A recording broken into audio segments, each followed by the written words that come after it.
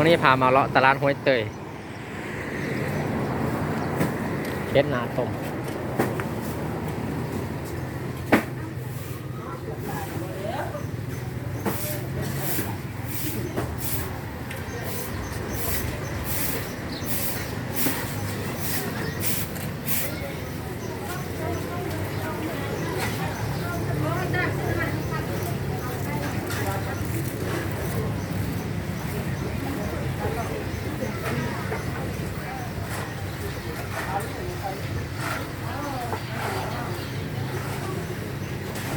นี่ปลาหนึ่งตัว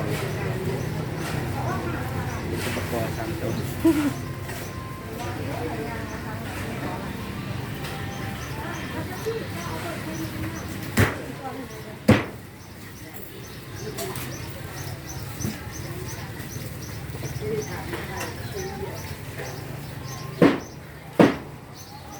หรือว่าเขาจะไปเบิง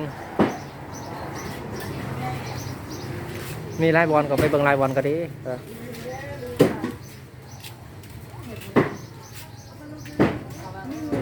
ตลาดห้วยเตย